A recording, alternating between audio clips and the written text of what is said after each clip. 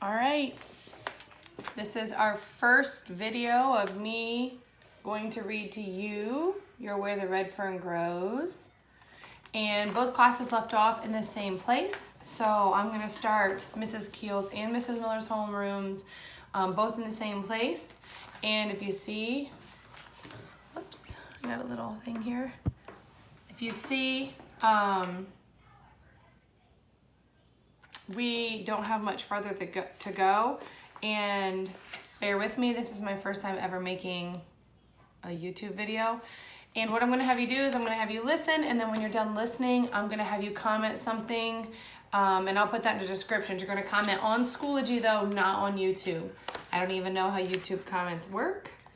And don't laugh, you know I'm older than you. And I don't have a kid here to show me because my kid is 3.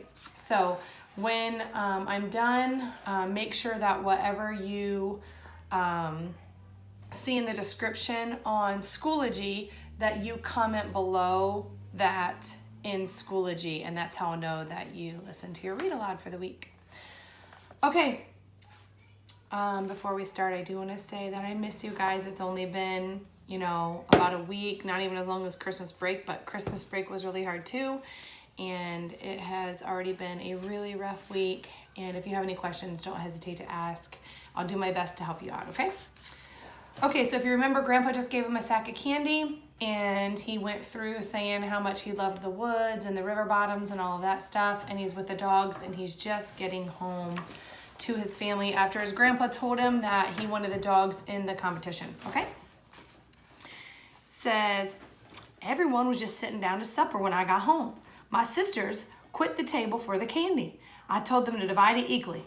The oldest one asked me if I wanted any of it. No, I said, I brought all for you. Of course, I didn't tell them about the 4 pieces I had in my pocket. They thanked me with their clear blue eyes. I guess it's pretty hard for a young boy to fool his mama. She took one look at me and called me over. She roughed up my hair, kissed me, and said, if my little boy's eyes get any bigger, they're gonna pop right out of his head. Now tell me, what are you so happy about? Before I could say anything, Papa chuckled and asked, what's going on between you and your grandpa? Well, what are you and that old man cooking up? As fast as I could think, I started telling about the big coon hunt. I told how hard Grandpa had been working to have my dogs entered, and how he had already paid my entry fee. Catching my breath and looking at Papa, I said, we're going in his buggy and he wants you to go too. I waited in silence for his reply. Papa sat there staring off into space, sipping his coffee and saying nothing. I knew he was thinking. In the silence, I was sure I could hear my heart thumping. I said, Papa, please go. We'll have a lot of fun, and besides, the winner receives a big golden cup. He scratched his head and said, Billy, I'd sure like to go, but I don't see how I can with all this work around here. I was beginning to think Papa wasn't going to go. Then Mama started talking. Work? She said. Why, all the work is practically done. I don't know of one thing you couldn't put off a few days. Why don't you go? You haven't been anywhere since, well, I don't know when. It's not only the work I'm thinking of, Papa said. It's you and the girls. Why, don't worry about the girls and me, Mama said. We'll be all right. Besides, it'll be several months yet before I need any help. When Mama said this, it dawned on me. I've been so busy with my coon hunting, I hadn't noticed anything unusual. Mama's tummy was all swelled up. She was going to have a baby. I felt guilty for not having noticed. I went over and put my arms around her and kissed her. Papa spoke up. It's sure going to be a big hunt, he said. I heard something about it up at the store one day. Grandpa said there'd be hunters from everywhere, I said, and some of the best coon hounds in the county. Maybe even the country. Do you think you have a chance to win that cup? Papa asked. I started to answer him when the little one piped up. They can't beat old Dan and little Ann, she said. I just bet they can't. Everyone laughed at her serious remark. I would have kissed her, but she had candy, cornbread, and molasses all over her face. I told Papa I didn't know how good those dogs were, but there was one thing I did know.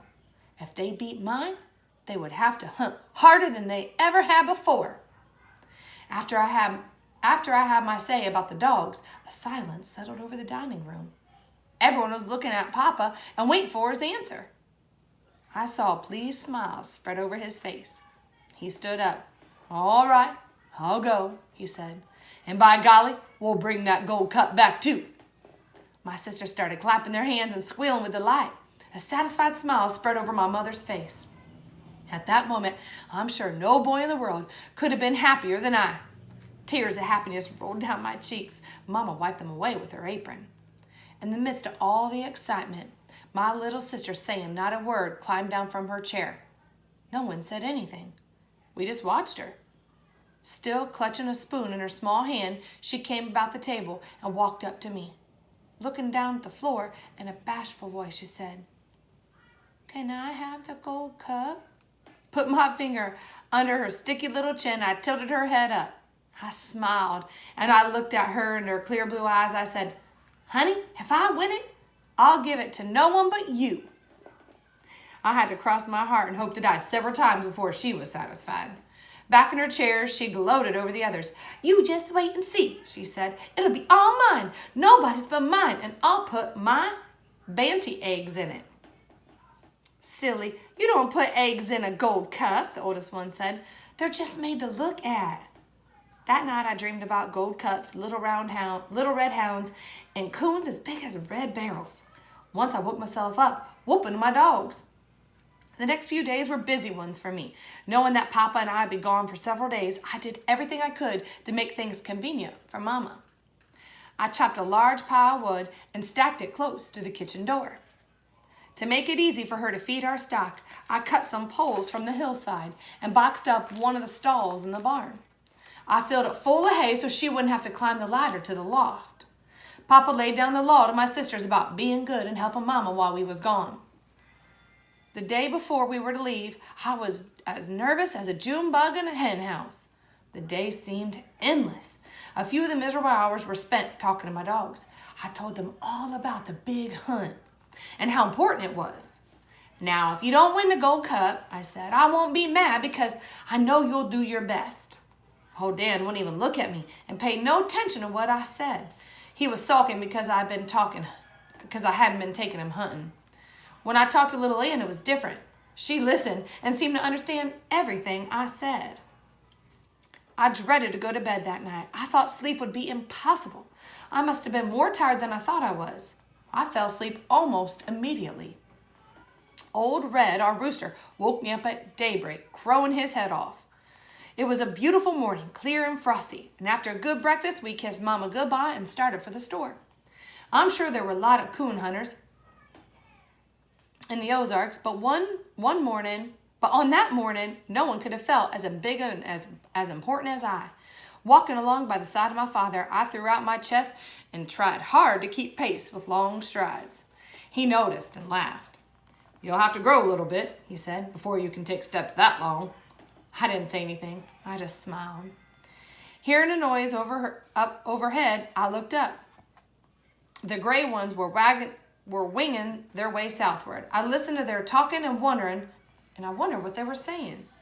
Looking in the mountains around us, I saw the mysterious artist who comes at night and paid us a visit. I wondered how he could paint so many different colors in one night. Red, wine, yellow, rust. My dogs were trotting along in front of us. I smiled at the way their hindquarters shifted to the right. Little Ann would jump and bounce and try to get old Dan to play, but the solemn old boy just jogged along, heedless of everything. Okay, I'm going to stop there, and you can go back to Schoology now and make sure you read what you're supposed to do in the comments. All right?